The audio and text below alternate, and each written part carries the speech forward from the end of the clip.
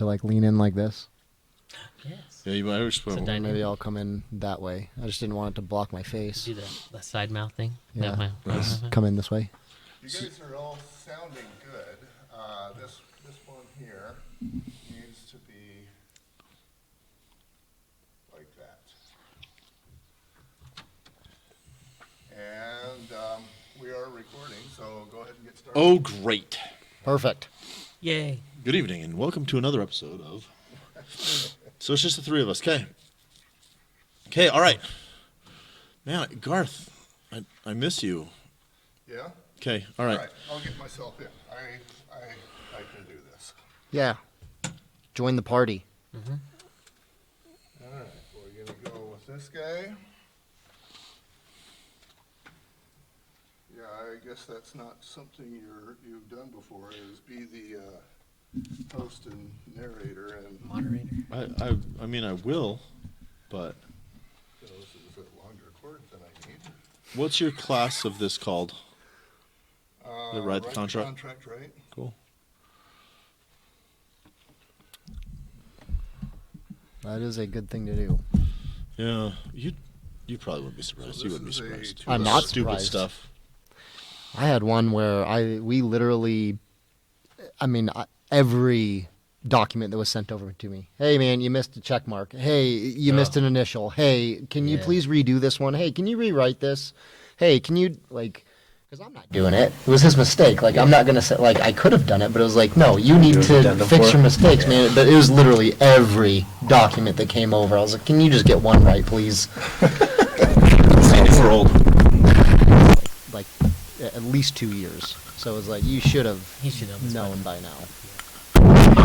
But there has been some stuff with Sky Slope since we've switched over to that. Sometimes the client doesn't click on next, so it doesn't actually click the box, and so it misses the check mark. Peter Piper, oh man. So I've started putting myself on there, and I go through and click to make sure that all the check marks are done. Peter So that the Piper client picked a doesn't miss peck of one. pickled peppers. So, because Peter nothing Piper. worse than when you get the documents back and you're like, come on. Then you have to do it again. All right, so that means we probably ought to include me in And the shot. shot. We got to redo everything You now. just come to the edge of my arm, and you should be right there. Right? Yeah. Well. You're gonna have to scoot in if Let's we get even some more. can. Guess you got I can do it. an inch. I can do it. Little fella. That's exciting. Man, this stuff is awesome. Studio. Everything is awesome. Are you on that camera? Yeah, let's do Yeah, that. it will be. Give me, See, that's the one you're on. Yeah. that's the one I need. I like the color on that one. Okay. Look like I'm a real boy. Again. I think that's about right. You got space to come toward me too if you need to. Yeah, you probably should. Yeah, it seems, Snuggle in here. seems to need Scoot to in. be uncomfortably close. That's okay. Aren't you in all your CE classes, Garth? How's that? Aren't you in all your CE classes? Every one of them. Yeah, see? It would be weird to have Yeah, you not in it one. would be Ready to weird. break tradition. We could. Okay. So what do you do in the industry then? Well, I was a home inspector. Okay. Now I do structural inspections, Nice. Oh, wow. and I do a lot of podcasting. I like that. Okay, 1, 2, 3. Garth, sounds good. Are you Let's going to do be one that more? close when you're talking? Yeah, you want to be just a few inches away from. But I mean, so are you going to, though what I'm asking is, are you going to lean in for 2 hours every time you ask a question? Oh, I might just lean back and then lean in. Yeah. All right. Okay. Works. Okay. All right. This is. Do we want to change the name on this? Do we still like? I like write the contract right. That's Okay. fun because you got right. Yeah. Yeah. It's Just make sure you clever. spell them right. Actually, I invited to a Right, CE right. class with the wrong rights in the.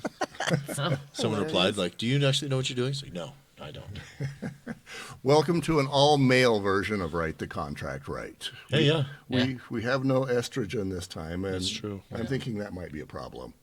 Most likely. Yeah. probably need that. It's only 2 person. hours. I can last 2 hours. Longer than Jason, that. in the past, it's been me and you, and I tried to be the color, and I definitely wasn't the estrogen. Yeah. Yeah. That's true. But I guess you guys are going to have to suffer through this. We've got some good-looking guys, but none of them are estrogen. Why don't you introduce these guys? Well, let's just go around it. So I'm Jason Christiansen. I am a mortgage banker, lending manager with Security Home Mortgage. Adam Spencer, realtor with Keller Williams in South Valley. So, Keller Williams, South Valley. yes, sir. What would you say is your specialty? Right now it's investments. Just kind of slowly moved into that quite a bit. So just really trying to help people find units with rental potential, as far as like an ADU, like a rental in the basement, or a room, or things like that. Just use their homes as means to better grow their wealth and their positions. Well, there's a lot of demand for homes with an ADU. There's a lot. For the one person who watches this who doesn't know what an ADU is, Accessory dwelling unit. So basically an extra room or a basement. For Utah, very common, a basement that has kitchen, bedrooms, like a whole separate unit. So your basement can be entered and exited like a whole completely different. Almost a duplex, Separate duplex, not yeah. quite. Yep. yeah, You got it. yeah. We were going to put an ADU on the side of this house. Yeah. HOA said nix. What? So there may be some plans as to get into the HOA and change the rules. Yeah. I don't know anything about that. Yeah. Okay, tell us about you, boss. I am Tyler Monteith. I am an associate broker with Presidio Real Estate out of the Pleasant Grove office. Out of the Pleasant Grove office. And what's your specialty? Kind of that same thing. I like calling it house hacking, Yeah, helping house younger couples get into house. I wish someone would have taught me this when I first got married. But yeah, 100%. buy a home, live in the top, rent the basement for a year or two, save up enough money, end up renting the top out and the bottom, buy a new house, and duplicate. And I know that my daughter is a good example of the target market you guys are dealing with. She was not a business person by any stretch in the day. Then she moved into Vineyard, where a lot of those homes are built that way. Yes. And she quickly decided that having a business, in her case, having a basement rental, was awesome. Awesome. Yeah. So to tell a story that nobody needs to hear, she called us a few weeks ago and said, "Hey, I want to buy a cookie franchise." So now we have 3 cookie franchises. Very And- nice. Yeah, and one of the things I didn't do on the way home because I was late, I was very late with you guys. One of the things I didn't do is check out a location for a Heber City cookie store. Oh, wow. So it's out there. It's a big deal. Things go in phases, and back in 2008 and later, the phase was everything is either, what's the word now? They were all less value than they were being sold for. There was a lot of short sales. Yeah. And so I think being that that's the trend now, you guys can definitely refresh this training and make it relevant, because I think our old class had some miles on it. Yeah. Yeah, and it's really good for the current market. When we filmed last time, everybody's offering more. Now people are starting to offer less. Yeah. So things are changing. But if it's all right, let's jump into contracts. Let's do it. Okay, Go so ahead. I'm going to call this one the introduction. All right. So what more introduction do we want to do before we get into the meat? That's about it. All right, we'll be right back. Okay, so that's what it feels like. It's a conversation. I'm gonna be less present. I may jump in to ask silly questions, and the purpose of those questions is to flesh out stuff so that to cause it to be rubber meets the road, etc. Yeah. And if we're already getting rubber meets the road, then I'll take less of a role. Cool. Perfect. What cookie franchise? Dirty Dough. Oh, so Dirty good. Dough. That is by far the best. I haven't had that one yet. Oh my gosh, you're it? missing out. Get Is the it? get the Pop-Tart cookie. Holy mother, it's so good. Yeah, I'm not kidding you. Where's she at? She's got 3 of them? Yeah, we've got Santaquin, Payson, and Hurricane. Awesome. I need to get in on one of those because And they're so good. we might be buying from somebody else, Heber and Park City. I don't know though. That doesn't go with the flow. You end on the ends on everything. Payson and Santaquin, Hurricane. Oh, yeah. It'll throw off your rhythm. I don't know. Totally. I don't know. Like from going south to going nowhere. Right? Yeah. Okay, Jason, let's make this real, shall All right, we? all right. All right. So you get us started. What in the world are we talking about? Well, let's start with contracts. Okay. Just the basic. And I love to start this class with a one-page contract that I'll send you a copy so you can display it. And so it's right here. The difference between this and the Utah version of the real estate purchase contract is this is all one page. Everything they wanted to cover. This was given to me a few years ago by my borrowers to buy a property, and it was totally executable. Like it worked. It was legal. It was binding. So like, what are the things that make a contract? Like, what do you need? That's the first thing we want to cover. Okay. What are the things that make a contract? Yeah.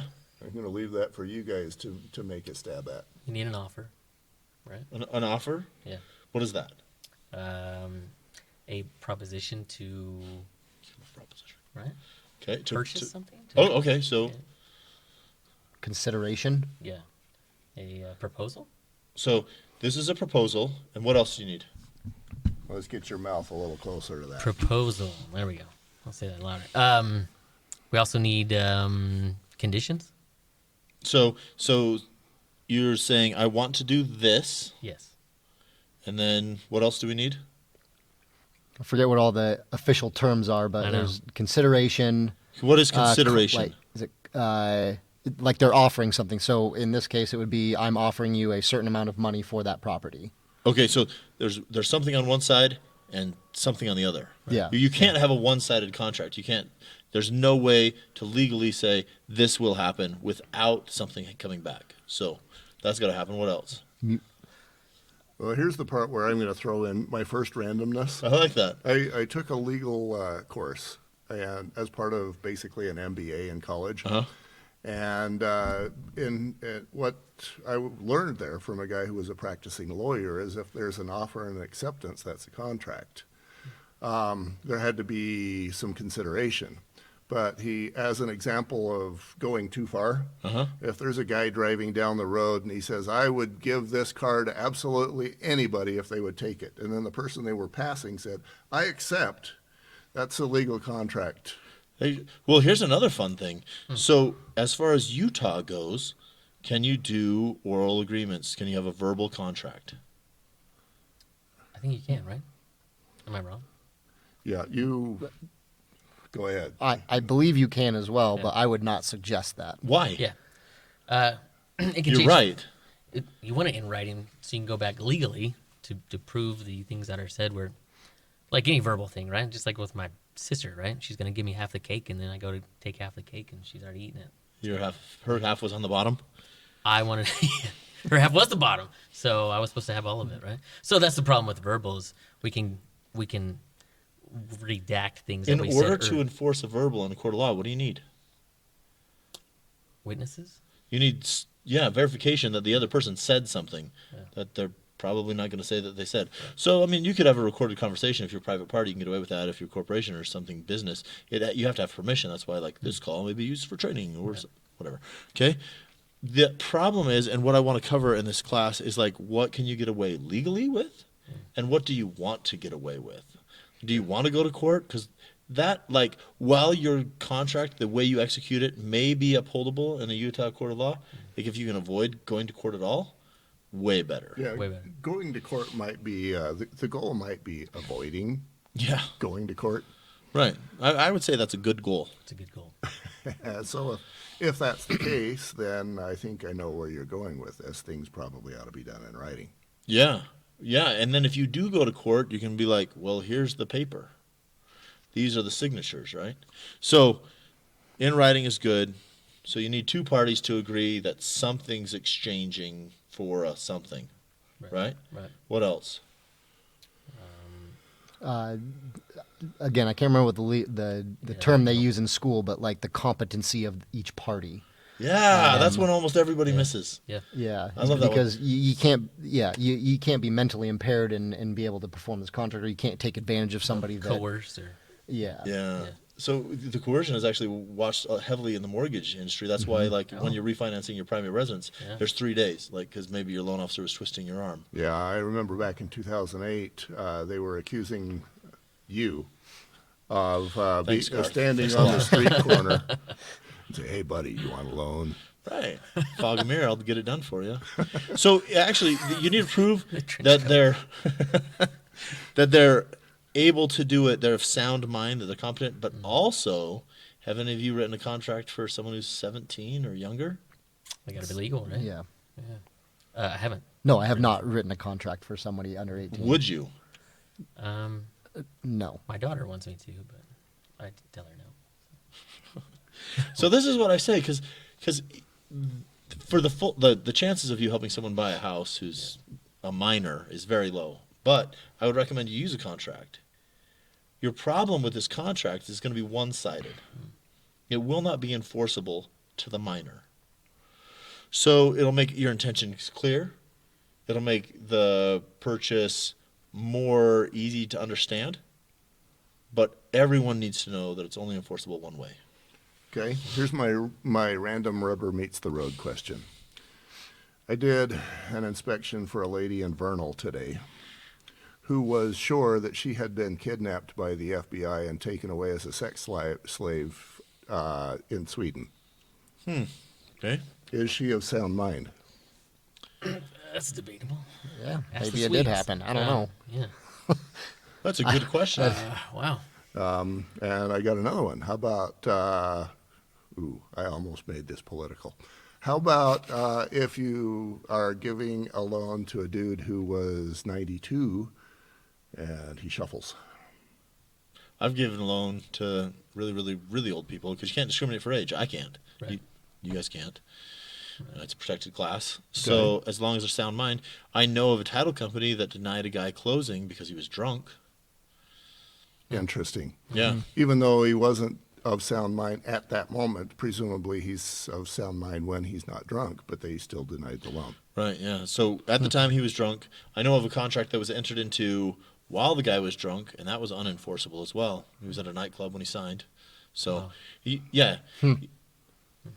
all parties are competent and able to be bound legally Okay? is a good rule of thumb, and that something is happening for a something. That's basically everything you need for a contract, okay? So on this one-page contract, everything's there. They're buying a house, they're buying it for a price. It's going to happen. It really helps to have like a time clause, like this is going to happen by this time. It can be whatever it is. Depending on what type of contract, that can be more open. When you're doing real estate, I highly suggest you pick a firm date, and we'll talk about that later. But so as a realtor in the state of Utah, as a real estate agent, either one, can you use this one-page contract? Sure. Yeah. Could you help wouldn't- the borrower fill it out, rather, or the seller fill out a one-page contract? I can't do it for them, but I can tell them how to fill it out, or some things, or I can recommend some things to say. I can give some advice of how So- it should be written. In the state of Utah, if you are a real estate agent, you are required to use the Utah Real Estate Purchase Contract.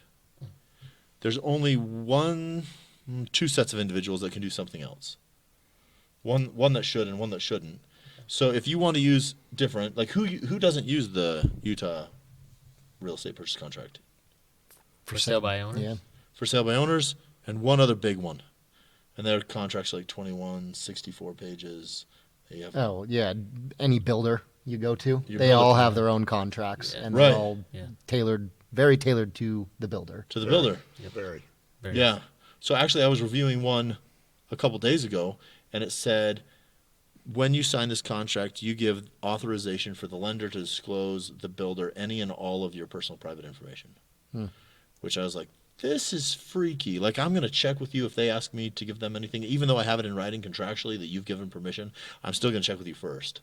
Because, like, typically, if you're talking to a loan officer about what they can disclose on a loan, it's like, it's going well or it's not. Like, that's it. That's I about literally had that happen today with a client that was upset that the lender shared information with the builder. I'm going to ask you to tell that story in detail in the next segment. Deal.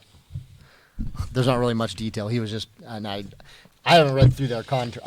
I mean, I'm bad about Jason, hit the reading camera. through every builder's contracts, but Okay. I am sure it's in there that it says, Well, give us as much detail as you can, because this is about helping yeah. realtors be. And I've already forgotten your name. Tyler. Tyler. That's all right. Okay, Tyler, tell us a story. Okay, so this literally just happened today. I had a client call me, and he was very upset about the lender, who is the preferred lender for the builder, sharing information about his loan to the builder. He felt that was completely against, completely unethical, and that it shouldn't have happened. But as we were just discussing, every builder has their own contract. And I haven't found it in their contract yet, but I am guessing that there is something in there that allows that lender to share information with the builder. And so that's our job as realtors, is to make sure that we are good with contracts and making sure that everything is in line. And I don't know what to tell the guy except for, you signed it. And you allowed that lender to share that information. I agree with Jason that you should still check with the client to make sure that they are okay with that information being shared. This brings up a really good point, though, because money talks. And you're going to want to watch, like, as real estate agents, as clients, who's paying who and who the real boss is. Because while that lender may have pissed off one client, if the builder's happy and sending him all his business, he still has his job, as it were. Mm-hmm. So I understand why builders have preferred lenders. And like, I actually recommend every real estate agent have a preferred lender, because like you trust the guy. He's like, hey, is this guy good to go? When you're going to waste days showing people houses, is it wasted your time? So yeah, I understand the relationship, but watch like who's really supplying who the money, and follow that to see where the loyalties are, because ethics are great and they should be kept, but the reality is a whole different thing. This, I love my role. I love my role of just throwing wrenches in the works. Curveballs, here we go. Please. So, couple of things. My daughter, same one who lives in Vineyard, she was getting into her house. She was almost done, and the builder was going to give her a blue stove, because that's what he could get. And she'd wanted something that was like silver, something that matched. But he goes, well, hey, the way I wrote the contract, you've got to accept my blue stove, or I'm going to execute the phrase that says, if you're a difficult buyer, I can just fire you. She melted down for a day and a half over stressing over that. She just constant tears. And finally, he ended up giving her a totally different color that actually worked, and she was happy with it. But those contracts with builders, Read them. read them. Yeah. Yep. And at the same time, I got another story, and yes, I am going to share it with you. Okay. Lucky us. So the contract with, we did a commercial contract because we got Cookie Store. And we actually read it, and I had a lawyer read it. And part of that was the landlord saying, hey, if somebody slips on our sidewalk outside of your store, you're the one that gets sued. Yeah, that's common. Yeah, and we didn't care for that.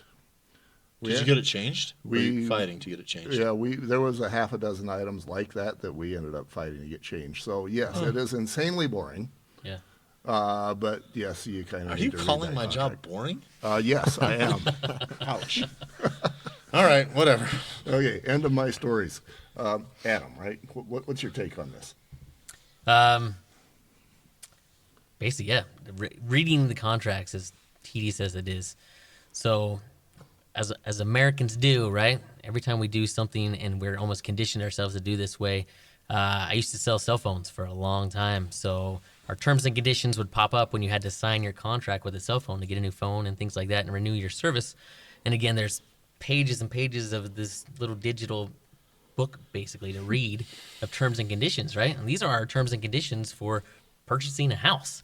And what do is we get a little summary from somebody talking to us, and we just scribble away.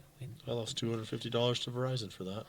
I don't doubt it. That's who I work for. So I don't doubt it. So I mean, that's just it. Like, so actually reading and knowing what's in there. So I used to train new hires on our contract with Verizon. So I would actually make them read the entire thing. We'd take turns and we'd go through the class and we'd read the entire, exchanging paragraphs and the whole thing.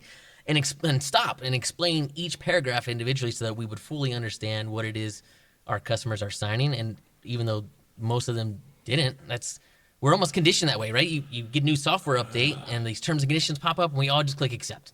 But in there, right, it says somewhere that Apple can now take your home if they want to because of some reason. And you don't know because you didn't read it. And so you click it. And that's just, we're almost conditioned ourselves to do that. So when we get these giant pages of little print, we almost immediately just be like, what's this about? Okay, cool. And we just moosh it away. That's what I do. Yeah.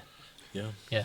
I think we're all guilty. But our job as realtors is to know what all this little print says, to be able to summarize extensively and make sure that we know that as our clients who we work for, right, what they're signing, they understand fully, right? So I want them to actually read it. I'll summarize it if you want to, but I want you to actually read it, and I tell them that. So. There's actually a really fine line in between practicing real estate law and being a real estate agent.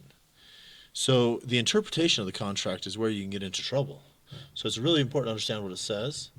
And you can give your buyers a brief description, but there was a lady who almost lost her license because she was translating for Hispanic clients the contract into Spanish, right? She's using English contract, and the determination was that you're taking too great a role in defining what the contract says.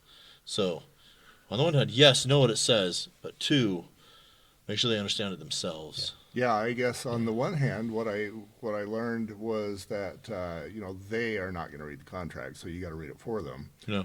But if you do, now you're practicing law. Yeah. Yeah. Right. So the real estate license offers agents to actually practice a very small fraction of law. But like if you get into too many addenda and start changing too many things in the contract, now you're writing a contract. You don't have a legal license. You're not an attorney. It's a violation of your licensure. So let's jump in. We've got lots to talk about. We got lots to talk about. Yeah. Maybe we'll make this a 3-hour course. You might want to get it approved. Is that like? Oh, yes. Okay. Not a problem. Okay. All right, hit that button over there and we'll do the next segment.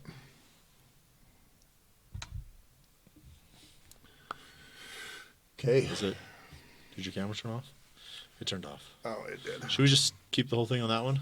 Do we need to watch? You know what? I'll change the battery. It's fine. It's been on for a while. I need some of that too. All this talking, all this air coming out of my mouth. Blah, blah, blah, blah, blah, blah, blah. Adam, how long I have you feel a been in little real estate? inadequate. Why? I'm all nervous. I don't know. Just over. Having some imposter syndrome going on, associate broker over there. Yeah. Just over 2 years, man. Oh, nice. I'm the How rookie. long have you been? I'm just over 9. So I haven't seen any downturns except this one we're in. So This is super interesting. it's weird. I heard or read something the other day that was like, yeah, the government's trying to crash the market right now. Yeah, They're that's purposely trying to crash the market. It's like, It's not gonna happen. stop it. Yeah. Reset these guys. Tell me when Okay. we're break. Well, so there's that one. So you can see. There we go. Perfect. I love that. Wait, no. Just kidding. Half a Jason in there. Yes. Right, that's all we Face. need. I was gonna come back out a little bit. Yeah, I think that's going to cut you off. Oh, There you wow. go. Look at that. Well, there we go. Kind of sideways. Okay. But it's all right. So whichever, I guess it doesn't really matter which one we do now because it'll be a different picture.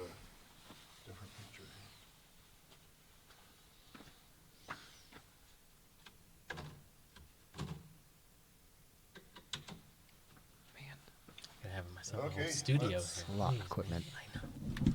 It took me a while to get all this put together. Yeah, I'll bet. Where'd you get all the soundproofing stuff from? Amazon. Really?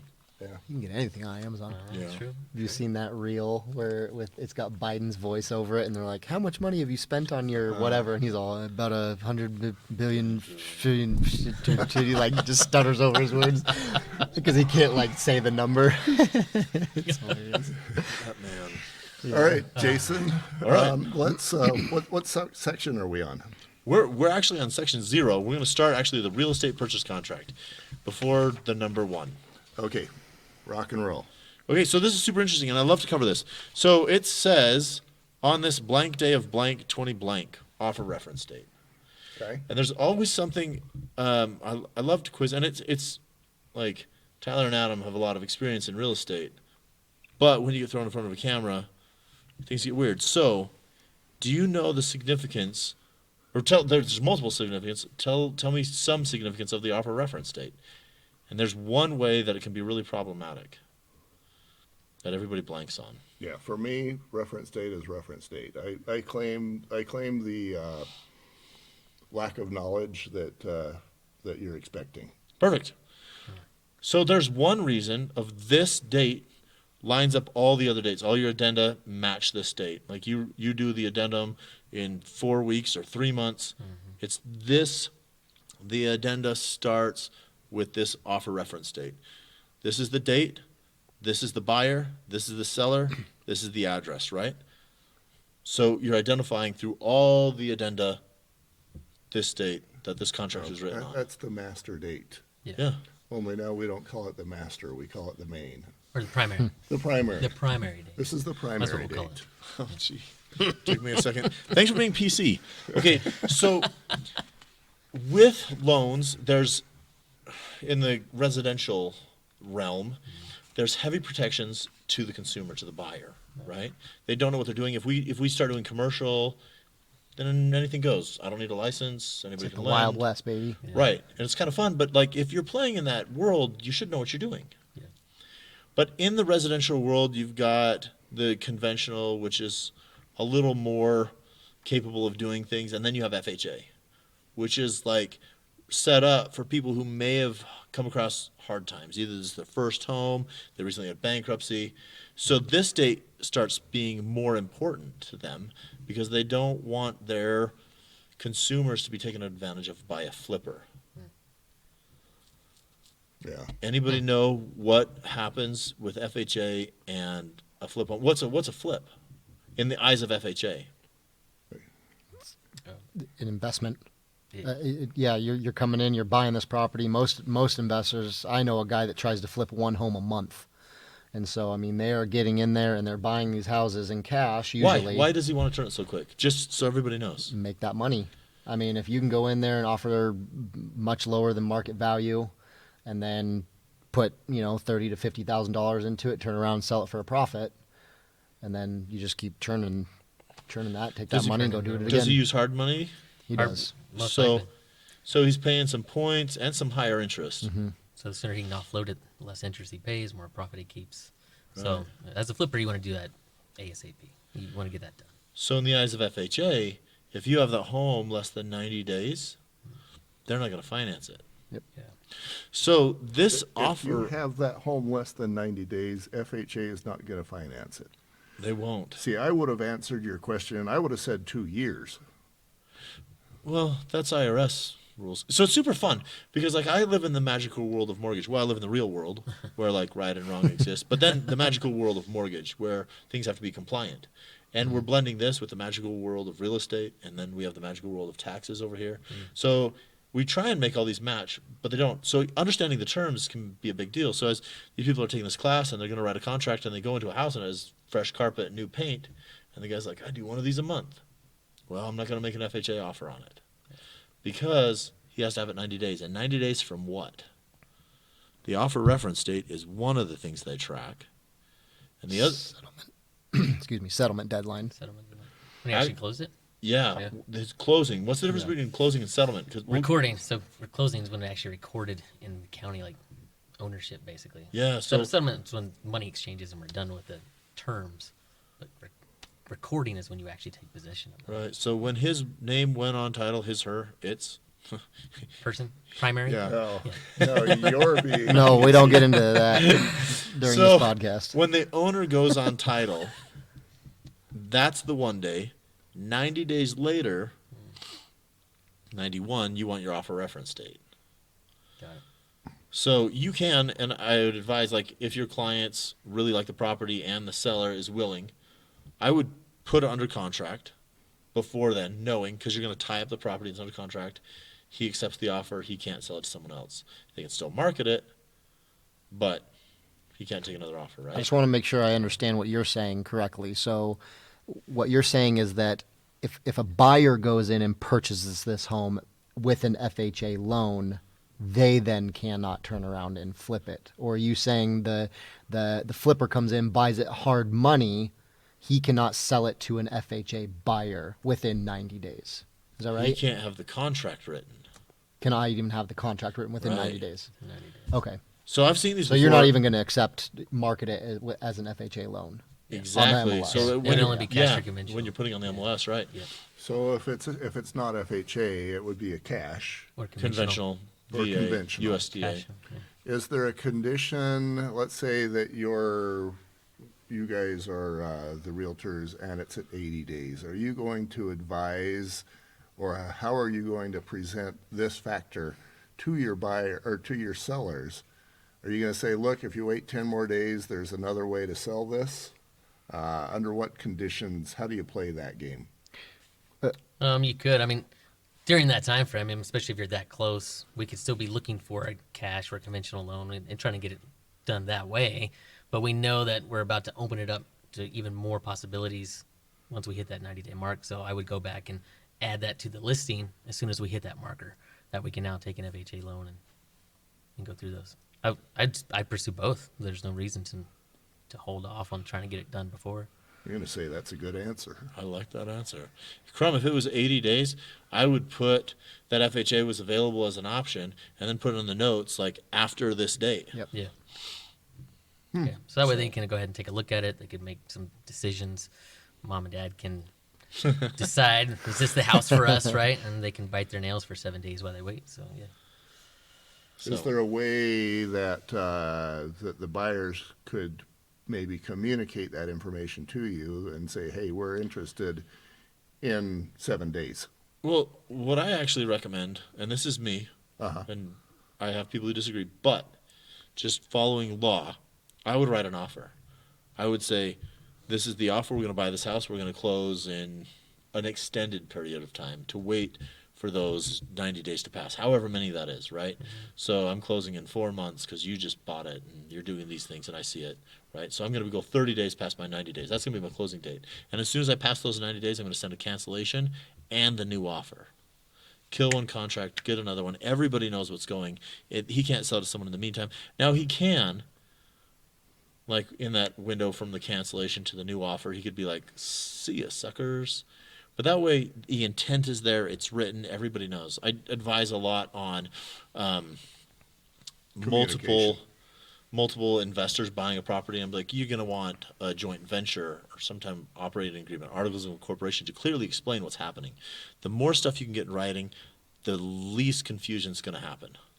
So I like to over-document, over-communicate everything. So can't you actually just get that under contract saying that, one, you're having a loan, because during that process, your loan can change. You can go from a FHA to a conventional or backwards. So once that time period is crossed, you can just send the FHA addendum and say, hey, this is the loan we're doing instead. No, because it goes off the offer date. Well, You got to cancel it. I got you. Okay. Yeah. Okay, so Got it. we're like 20 minutes in and we've covered the first line. We're good. Yeah, we've defined what the date is. Yeah, got it. Perfect. Now we'll really get moving. So, okay. Let's do that in the next segment. Okay. So, by the way, I can basically tell the state how long this is going to be. Okay. It's not like they say, okay, do a class and have it this many hours. I basically say, I've got a class, it's this many hours, approve it. Okay. Man. Power, dude. No kidding. Do you Let's think go. someone will want That's to why watch it has that, a basement, though? I guess. Do you think someone's going to want to watch it? I mean, if it's core, I guess core counts as core. Well, that this is is core. Core, yeah. Yeah, it's core.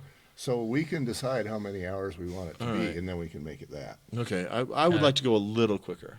Okay. I'll try and move a little quicker. But I guess it depends. Do we want to make this a 2-hour course, or do we want to make it a 3-hour course? That's up to you. I'll get through it as quick as I can. You guys give me feedback. Are you wanting to go line each individual? I will hit every single section. I've been to a class with over the REPC, and it was Yeah. extremely helpful to make sure that you understand. Yeah, it is. And I haven't been to a class like that's gone through everything since they've added like in one point. No. Since they've added like the Section 1.1. 2.2. no. Where's the? There it is. 2.2. Yeah.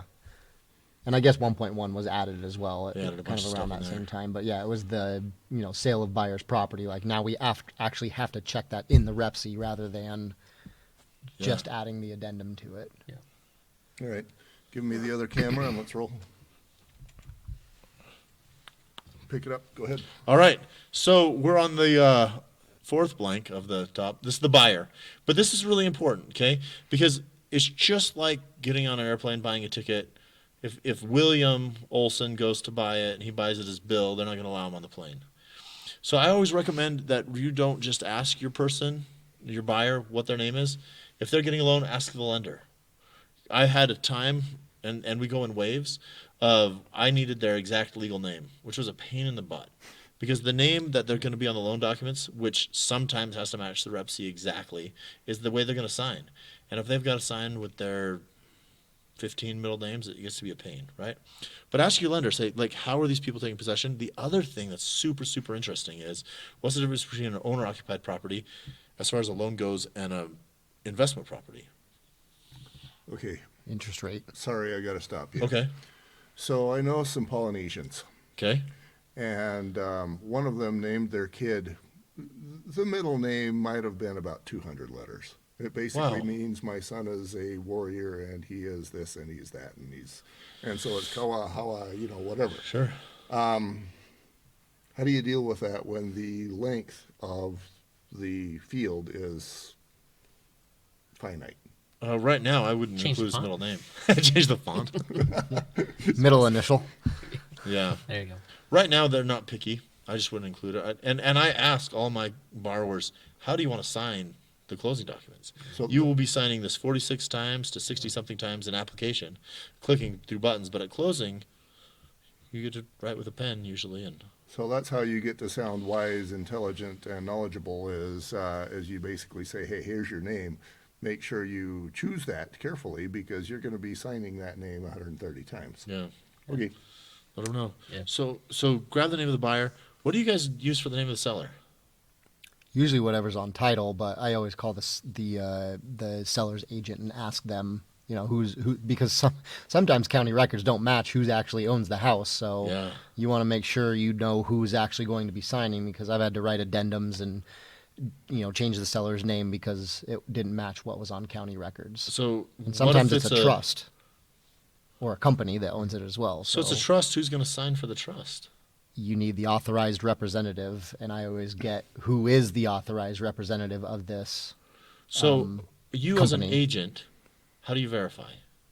They have a articles of incorporation or For an something LLC. like that. Yeah, for an Right. LLC. So they'll have the documents for whoever is the authorized signer for that. Do you just call Particular title and be company. like, "Hey, what do you have?" Or do you say, "Give me the document"? Or That usually comes out in the title report as well.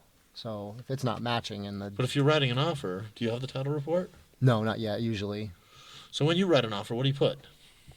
I'll put whatever either one who's on title on county records, what it shows, or I ask the seller like who's under this house. Like I have one that just closed today actually that was in the Johnson Family Trust. Nice. And I have a listing as well that's the Jesse Heyer Trust, and Jesse Heyer is I probably shouldn't use his name, I guess, on here, but he's the owner of the house, but it's in a trust, and so he is the authorized signer for that trust. Perfect. If it comes in question, my favorite answer is the wrong answer, and this is where you put owner of record, because Yeah. it's binding to the point where it works. To close the loan, you need to identify who that owner is, but all you need is one addendum to put in this is the seller. Yep. Yeah. right? So you do it, then you get the articles of incorporation or the trust documents or the something, and you can really nail it down. But if it's confusing, I love owner of record, which once again is wrong, but it works best. So then we come to earnest money, right? Earnest money is such a huge and often misunderstood part of the contract because it carries a lot of weight, and we're going to hit it in Section 8 and Section 16. But right now, we're just going to hit an earnest money. How much do you guys like to put, and why? Well, you actually don't have to put anything. You can do zero, but it's just that good faith of how much money are they willing to give up or risk, as part of this contract. Yeah. So, $400,000 house. How much earnest money would you put down? 1% usually. That's what we recommend. It could be anything. It could be $4. I think it depends on the market and buyer situation as well. Yeah.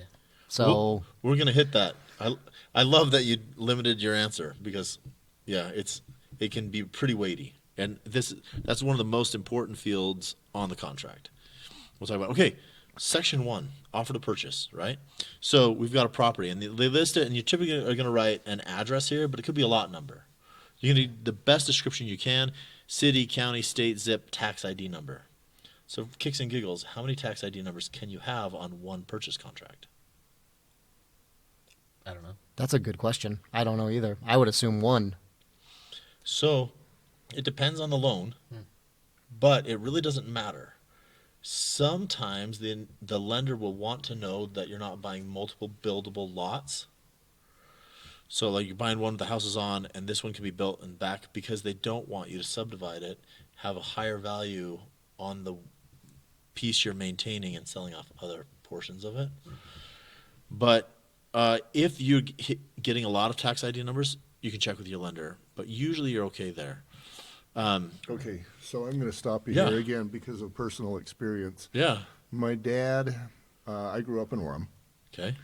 and he lived off of 8th East, fairly major road. So he had a garden that was up against 8th East, and then his house, which was kind of sort of kitty corner, that was the house, that was the yard. And so when he dies, when he passes, now he is selling both the house and the garden, which is a buildable lot. So when we're selling this, do we list those two lots on one thing? How does that work? I would defer to an expert Okay, on how to best experts. market that property. I thought you were about to go. No. So, Go. I think I like this answer in real estate because it's true, but it depends, right? It depends on who you're trying to market it to. If you want to try to market to a builder or maybe some sort of investor that wants to come in and parcel that off, for me personally, I think I would, because it takes a lot of effort and work to go to the city and subdivide that and then sell that lot separately. But if it's already subdivided, I mean, I think it depends on the value of the lot, and would it be more valuable to sell that as part of the current home, or would it be more valuable to sell them separately? I think in this case, it was a legally separate lot. But if you sell them together, does that mean that they now must be together forever, or that you have to go through further legal stuff so that you can separate them again, if that's what you want to do? Well, they're individual tax ID numbers, so Right, you yeah. could sell one off with the You could sell other. one off. If one's recorded and bound by a note, you're gonna have problems with the lender, the due on sale clause, right? The lender could say, "Hey, you sold part of it, and give us all our money back for the loan," which you could run into, but the lender might not notice, and that's the problem. That's what they don't want to have happen. But really, as we're teaching a real estate class, not so much as lenders, because whatever, who cares about them? But this is more of an ethical question. Like, under all is the land, right? We go into the code of ethics. So you're supposed to hit the highest and best use of the land and know it and market it as such. But also, your first duty is to your client. So the person that hired you, do they want this gone? Do they want to make sure they make the most money? that's what you're going to have to cater to. So as a realtor, not necessarily as a real estate agent, but as a realtor, it would come down to an interview with the owner or the heir, whoever's really moving this property, and be like, what do you want? Do you want this gone as fast as I can do it? Because we can do that. Do you want to get as most money? Because we can do that. Or we split up and market as separate. There's lots of options. Comes down to communication with the heirs. Yeah. The owner of record, right? Owner of record. The primary. So here's a crazy thing. So have you guys ever done like the new construction? They organized a subdivision and said, hey, we have this house on the corner and it's going to face east. And the people come in and they say, oh, actually, we want it facing north. But the builder's already got the address of the county, and now you have a house that has two addresses, one real and one that's legal. What do you do? I haven't had that actually personally happen, but I had some clients that were going to kind of do that same thing where the builder had the home facing a specific direction. They said, oh, no, we want it facing the other way. And the builder said that was fine, so I don't know how they deal with that on their end as far as the county goes. And in the weird circumstance that you come across a house with two addresses, or you can't agree on the exact legal address, tax ID number is fantastic, but you can do an AKA. So property, also known as this, also known as this. That's how you meet it. And I know this because years and years ago, when the U.S. government came out and said, hey, we're going to make the addresses not really title anymore, there's a lot like in Eagle Mountain, and they have the east or the not the east and all this stuff. And so I spent, I think it was 2 or 4 months, I can't remember, correcting with USPS what the address was to close the loan. Wow. And I could have actually just had, hey, can you do an AKA and addendum and closed it quicker. But, lessons learned. Yeah. So you've got an address, and this is gonna cite the real property. Now this is interesting because we have real property and we have imaginary property. Imaginary property. Real estate, you have real property and personal property, Okay. right? Those are your two types of property. We're not talking about my imaginary friend. No, Okay. no. That's good. I just No, love it. no. I had a friend who was going through nursing school, and they had medical surgical nursing as opposed to the recreational surgical nursing. I don't know. I always teased him. Anyway, sorry. Okay, so we've got the real property. We've identified real property, and the easiest wrong answer for real property. What is real property? How do you know it's real property as opposed to personal property? I think the legal is like affixed or attached Yeah. To the land. to the land. That's the perfect wrong answer, but it works like 90-something% of the time. And so that's what you go with. Like, if we were gonna up and move and we just started picking stuff up, what can we take with us and what we can't? If you can't just run off with it, that's real property. If you can, it's not. Yeah. So if you need what about like a bracket for a TV? Ooh, that's such a good That was going to be question. my question Ooh. too. I know the answer, but Yeah, I know the answer to that. That got added specifically. yes. But it comes more into play with, like, what about the playground? Here's my distinction. So Section 1.1 helps you define what is part of the property. Because, like, window coverings, with a little bit of effort, you can get those off, right? These would be, if there was a window behind it, these would be considered window coverings. Right. And I've actually had an agent who they were super expensive. I don't know what they looked like. I wish I knew what they looked like. But he ooh, these are really, really expensive. They're very specific. I bet the seller's going to take them, and I'm going to wait till they take them, and then I'm going to cause some trouble because he likes to stir things up. Wow. Anyway, so he waited until they took them, and then he said, okay, you can give us a $3,000 reduction or credit, or you can bring the window coverings back. And the agent's like, no, they're not included. And he's like, Section 1.1. And they got $3,000 off, which was his plan all along. Bonus. I don't plan on it because don't pick a fight. But Section 1.1 says it is so. The TV mounting bracket. Is it included? Is that real estate or is that personal property? It is included because it's bolted into the walls. Right. The TV is not, TV but lift the off? mount is. Take that off. Right. And so that's super interesting too because it doesn't say a mounting bracket. Like, oh, you had a really nice TV with a mounting bracket, and you want to take that mounting bracket, it's a huge TV, so now we'll go to Harbor Freight and buy a cheap one and put it on the wall. No.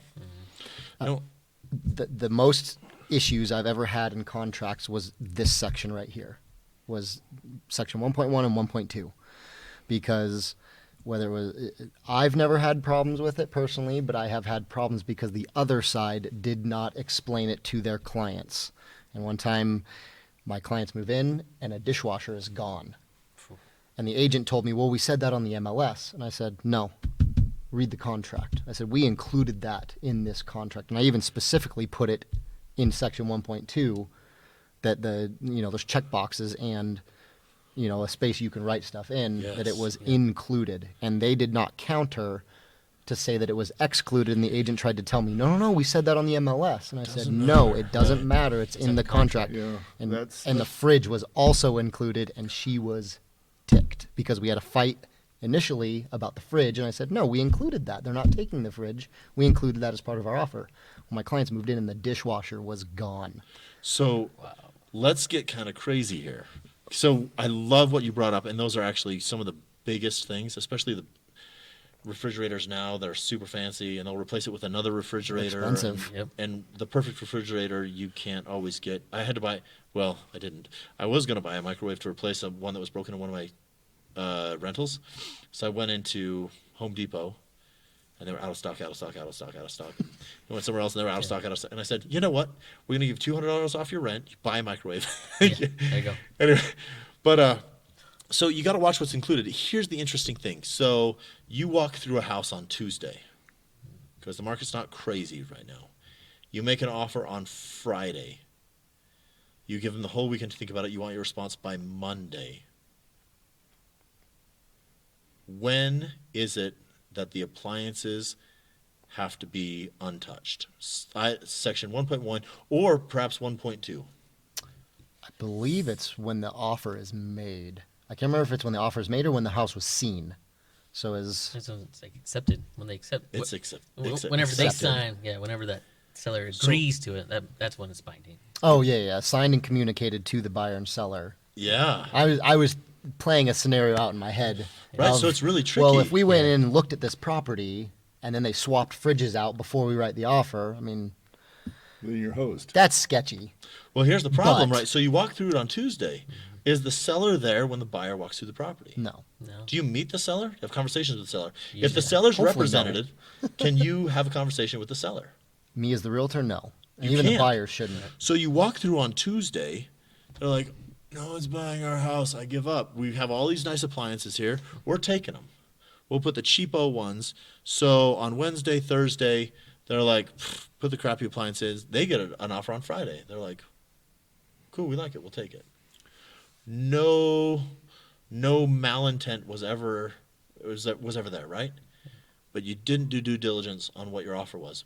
Alternatively, they can have the super nice appliances in there.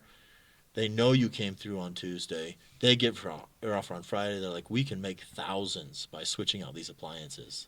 Switch them out that weekend, put them in, accept your offer on Monday. It's not binding until it's accepted.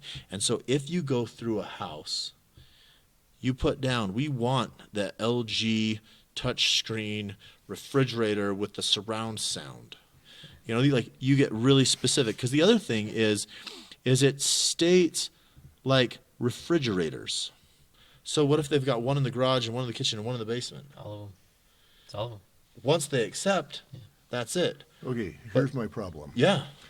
A dishwasher is affixed, so it's real estate. A refrigerator, all you got to do is pull the cord. You know what? Actually, I think this is where I need to read. It's included in section 1.1. So dishwasher is, but like your washer and dryer are kind of affixed. I mean, they're plugged. They can be plumbed in, Yeah. Oven. Range. and they're not. The oven would definitely, in my mind, be affixed. Hold on, wait.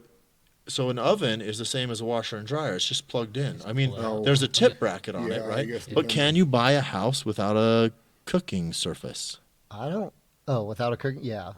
without a stove? Guess it I depends. don't. I think if it's an FHA loan, I believe it has to be in there. You can actually get a certificate of occupancy without a cooking thing. That's right. Which is why they were probably pushing for the blue stove. It's the only thing we get. And we've got money, and our investors need our money back, and we need to sell this house, and we need to move it as quick as we can. We need a stove in there. We don't care about a dishwasher or a refrigerator, but we've got to have a cooking thing in there. So some agents I know, they have the old RC Willie 299 crappy stove, and they'll put the stove in, get the certificate of occupancy. The home is complete. We've got a cooking thing Swap it out when the real appliances come. Yeah. Swap it out. So if the fridge, and I guess, for example, in my home, the fridge or the oven is built in. You would have to do some work to get that thing out. Whereas another one might be freestanding, and you just pull the plug and you're good. Away you go. Yeah. So Is Toilet's only one- 2 bolts. Take that, bad boy. I guess that's true. Is the oven that is hard to get out real estate, and the one that's easy to get out not real estate? there's a reason why they added section 1.1 because someone said the reason why our contracts are so long is because someone sued someone over something that's in this contract. Yes. So section 1.1, they added all of these things specifically, and it does mention ovens, ranges, and hoods, cooktops. It specifically mentions those because I guarantee someone has taken a risk thinking, all I have to do is unplug it. It's an electric range. I just unplug it and take it with me. And then they come in and the buyer sues the seller because you took my range that was supposed to be in there. And, that could be a little gray area if it wasn't specifically mentioned in the previous contracts. But now it is, mentioned in there. Speaking of range, we're done with this segment. Okay. We actually have some really significant things that we need to finish up before we're done with 1.1 and 1.2. But we can do that in the next Let's one do it. because the segments ought to be 10 minutes or less-ish. Okay. Got it. Yeah, flip it and let's Okay. roll. Go ahead. All right, so this is a continuation of section 1. Uh-huh. Right, so we've got the included things, and if they're valuable to preserve a relationship and the legality to keep you out of court, be really specific of what you want. It's not offensive. We really like the LG. This is coming, this is coming, this is coming, right? So section 1.2 are things that you want that aren't real estate, which is touchy.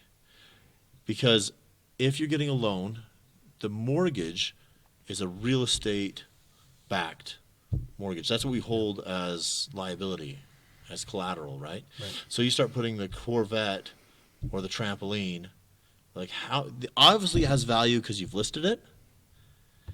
How much value does it have? I don't do trampoline loans, right?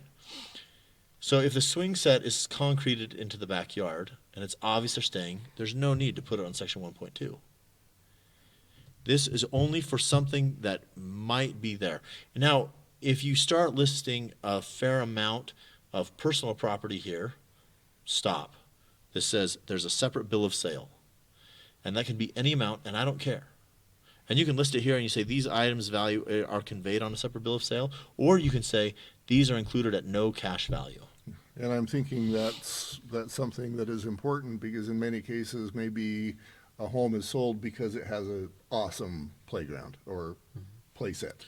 Yeah, there are some, we're in Utah County. Yeah. That happens, right? And maybe because it's got the trampoline. So you're saying that the way to make sure that that stays in place is to say we're doing a separate bill of sale. Is that right? I would do it if the buyers are not actually purchasing that from the seller. I think the best way to do it is you say something along the lines of these specific items are being left at no value and for convenience of the seller. Because maybe some sellers don't even want to move them. They're just like, I'm just leaving all this We've stuff. done fully furnished houses before. Yeah. And they just don't want to move it. And so they're just saying, we're just leaving it because we don't want to move it. And as long as the value of the home supports it, we're good to go. But here's the question. So let's say you've got this property and stuff on that property is real estate and some of it's personal property. And so you have a real estate purchase contract and a bill of sale. So you have double contract. Why not? Why isn't that a double contract? Because it's a completely separate bill of, it'd be like selling something on KSL. Yeah. Right. You have two different things. And I've had agents be like, you can't do that. You can't list stuff twice. This has to be together. No, they're two separate transactions. For kicks and giggles, what is double contract?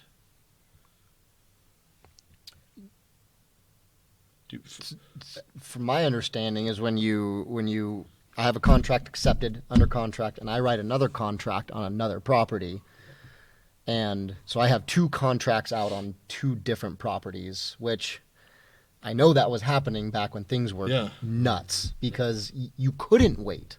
You're right. You were like, if I don't write an offer on this other property while I have this other property, and we'll just cancel like if we get That's both multiple contracts. Yeah. And that's okay to do because as long as your client has capacity, right? Yeah. If you're doing non-refundable earnest money and they go for broke or they can't perform, you need to make sure that they have the capacity to perform. A dual contract is a super fun way to get into mortgage fraud.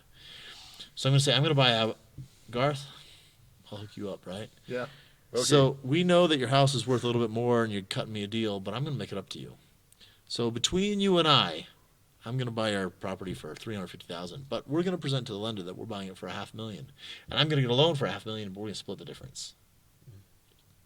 Then I might jump, right? So you have all the conditions the same, besides one thing. So same people, same house, different purchase prices. That's the most frequently way double contract is used. And here's what I'm thinking, because I do have an evil mind. Let's say that I do a contract for the house and then I do a contract for the playground. Okay. And let's say it's a $5,000 playground. So I'm going to do a contract for the house, and it is what it is. And then I'm going to say, contract for the playground, you're selling this to me for $1. Cool. Then I cancel the contract for the house. I say, all right, I'll take that playground. You could. You got a bill of sale. That's bill sale. Yeah. So I've never actually run across that. So usually what I see in a purchase contract, I've had a car in there once. A lot of deals. say that again. Giving a lot of people a lot of ideas now. Don't write that down. Yeah, Just forget that. skip over that part. Don't put that in your I notes. guess that's a red flag then. If I can get away with that, then as the listing agent, they need to be aware that shenanigans like that can happen. Yeah, that could happen. They could super performance on one of the contracts and cancel the other one because the Utah real estate purchase contract is voidable. And by definition, they wrote it so you can get out of it all kinds of different ways. Yes, they did. All right. So section 1.3 is excluded items. So if you have something that's affixed, if you're like, hey, we are taking this with us and we might want to make it clear, 1.3. And like 1.2, 1.3, be super, super clear. 1.4 will burn through really quick. For fun, water rights and water shares. Water rights means I own the source. This is a well, the well is mine. This is a river, the river is mine. All of this is mine. Then, if I have the rights, I can sell shares. This will never be applicable in your something as a real estate agent just to sound smart. But that's the difference between rights and shares. Now, if they are tied to the property, Section 1.4 says they're transferred with the property. That happens. So if they're recorded with it, and you always want to check with the local municipality because they're going with the property less and less and less because the city's saying upon change of ownership, the water rights or shares are ours. We'll decide. So one, find out with the property. These are usually more in rural areas. How do they get the water? Who owns it? What's going to happen when it transfers? If it has value, separate contract. If it's with it, it's coming with it. Yeah. And then I'm going to say probably talk to your broker would be always good advice, because if there are multiple contracts and somebody has a mind as evil as mine. Water shares are valuable. That Yeah. a few years Yeah. ago out Yeah. in the basin, the guy was killed over water. So Yeah, that doesn't surprise me. I did a structural inspection today on a lodge that was up near Flaming Gorge, which is why I was late. And he had this pond there. He said it was a great fishery. It was about 2 acres of pond.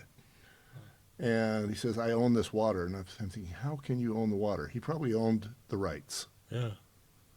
yeah, sounds like rights. Yeah. Maybe you can explain to me how a person owns the water, because the water is changing. Well, just like mineral rights. I mean, you can buy a property, but someone else can own the mineral rights, and they can dig right under your house, right? So, yeah. Anyway. Okay. Section 1 is done. Section 1 is done. And we'll be back with, I'm guessing, Section 2. Yes. All right. My See how goodness, good we I am? got 25 more to go. We'll get there. 24 more to go. All right, I'll throw a few wrenches in. Let's do this. I need to get the mic closer to you guys. My little. Yeah. Not sounding so basically good. what's happening is we're paying attention to each other and the mics are still where they are. Yeah. Good point. Okay. And then anytime you do this, the mic picks it up. Oh, it's super loud. Yeah. Sorry about that. Yeah, well, we've all been guilty. Okay, let's roll. Okay, Slamming section 2. So this is like what I'm buying the property for, right? And it should add up. I want to cover some really key things in here. So 1, 4th grade math comes in important. Your purchase price on the first line should match the purchase price on the last line, A through E, okay? Your earnest money A should match the earnest money up top in the first paragraph, 0. Additional earnest money is a good bargaining tool. That should match section 8.4. Okay, the new loan amount, C, and the balance of the balance of purchase price in cash at settlement do not matter. Yeah. This is why earnest money is so important. But I've seen contracts denied based on the new loan wasn't enough. They weren't bringing enough in. They didn't feel the buyer was committed enough because the new loan amount was 100% financing or 95% financing. But if we read section 2.1, the very last sentence says, any amount shown in section 2.1c and 2.1e may be adjusted as deemed necessary by the buyer and the lender. So don't base it on this, but base it on earnest money, base it on how much cash your client is getting and on performance, like the dates. Does this work?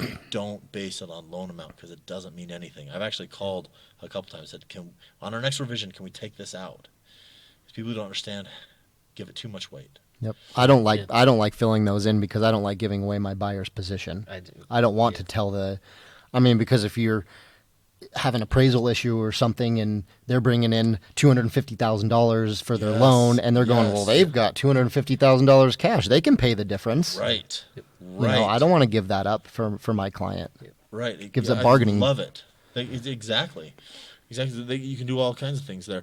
And this is where you can get into the ethically legal type thing. So what I advise my agents is when you ask your client, you are not licensed for financing. Right. You ask your client, how much in a market where the sellers need to be strong, you put down that they have as much as possible. You say, how much money can you put down? You don't ask them where it's coming from. You don't ask anything. Not your job. And you put down as if they're coming in with everything. And in a market where it's the buyer's market, you put that they're coming in with as little as possible. Because the end goal is either to get your client the best deal possible or to get them a house. Yeah. And then you let the lender worry about it. You should already have a pre-approval, and I wouldn't even call and ask him. Plausible deniability. Be as honest as you possibly can, and get your deal done. That's it. So if the lender and the client said, like, we decided we want to do 100% financing and we do it, away you go. I have actually closed a deal that was a cash offer. The client came to me and said, hey, can you get this done in this time frame? I said, yeah. Like, cool. And actually, their agent called and said, you can't do this because I wrote cash. And I said, well, actually, if you'd read with me. As long as you hit your timelines. Yeah. Yep. Yep. So that's really good. I've personally changed my loan in the middle of a contract before. So, yeah, I know firsthand that, it's definitely possible. So it's Totally fun when you legal. get someone that calls you up and says, you can't do that. And you're like, well, go read your contract. Yes, we can. Yeah. So section 2.2 is actually super fun and it's new. Tyler, tell us. So yeah, we in the old contract. I think this got changed in the beginning of 2019. Is that right? 17 is when this came out. Oh man, been around too long, I guess. Yeah, it blurs together. it It's does. Been doing this a little while. So sale of buyer's property, you have to put now if it is or is not contingent in the purchase contract. We had an addendum, and you still have it, but you just have to attach that addendum along with this to give the terms and all that along with the sale of the property. But it's nice to take a quick glance at this and know, they clicked yes or no. and you know, I know there was some stuff happening a little while ago with people that had to sell their homes And now, to purchase a new one, but they were saying that they did not because they were trying to, because homes were selling so quickly. They were like, well, we don't want to make it contingent That continues. right, it's going to weaken my because offer. yeah, it'll We weaken want a my strong offer. I don't position. want to sell my, you know, if a seller knows that if I have to buy their house, but I have to sell my house first, they're not going to accept my offer because, I mean, in this market, if you're going, oh, you have a house to sell, well, no, sorry, like we're not going to take your offer. So, Right. you know, we call it putting the cart before the horse. You know, we're going to put this house in our country. Yes, it's very risky to do that because you can't back out if like, oh, my house didn't sell. So now you can't say, well, the contingency of my house selling didn't happen. So now I can back out and get my earnest money back and all that stuff. So it's very risky for your client if they do that. And I mean, legally, if they have a house to sell, you have to put that it is contingent upon their house selling. So this is super interesting. What if they have enough down payment to buy a new house, but they don't necessarily have the monthly cash flow? Do they have to sell this house? Depends on if they can qualify for it or not. Exactly. Some people They can't can. qualify for 2 payments. So they have to sell their house first. What if they rented it? And now they're getting rental income to make the house payment. If that'll The- supplement it, then You can maybe count what 75% of the mortgage toward rent. So as long Up to if the you get point that it's eliminating the debt. You can't Yeah. count as income, but yeah. so if you get 125% of your mortgage, you're canceling out your debt to income. Basically, so if we you were to spout those numbers, yeah. yeah. So here's the interesting thing, and what I recommend, if you're the listing agent and you get this coming over and it says it's not contingent on the sale of real estate, not necessarily a home, but real estate, if they have vacant land they need to sell, I always recommend, because I'm not a lender, I'm not an agent, I recommend that you call the lender and say, tell me more. Now it says that it's not contingent on the sale of other real estate. Do they own a home? Are they selling it? Are they going to rent it? What's the disposition? And if the lender says, I'm not telling you, I'm not at liberty, you say, I don't need to accept your contract. So you can get permission to talk to me, or I don't have to accept your offer, right? And so this is another one where I get a lender who answers the phone, who's local, you can talk to, because there are ways around this, and I've done plenty of them, and I advise my clients on how to structure this correctly. So wait, they may rent it, they may sell it, but I can get an approval either way. So it's not conditioned on the sale, because it is conditioned on the sale or rental. I always recommend you ask. And that's about everything for section 2.2. All right, and what do we got next? I'm not going to be the prophet this time. It could be 2.3, it could be 3. Which one We're on to is it? 3.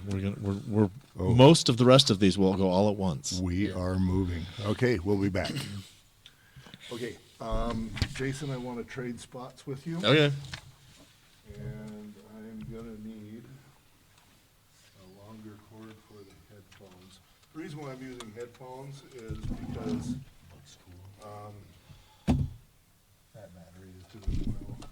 I'm just gonna hang those up for a minute. This way it allows me to play this game.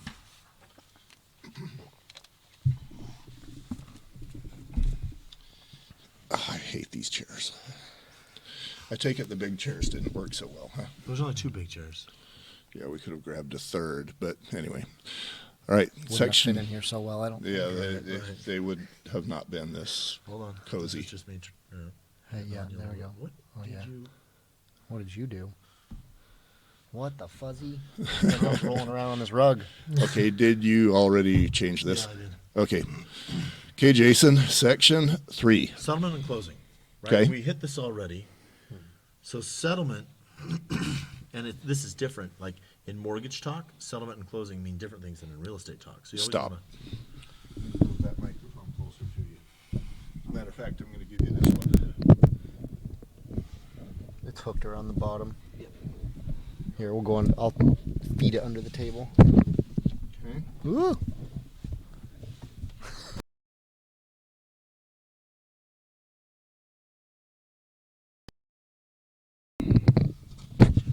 That's exciting. That's heavy. What's connecting and disconnecting? Did we lose something? I heard. Yeah, I keep hearing that too. Okay. That camera's not.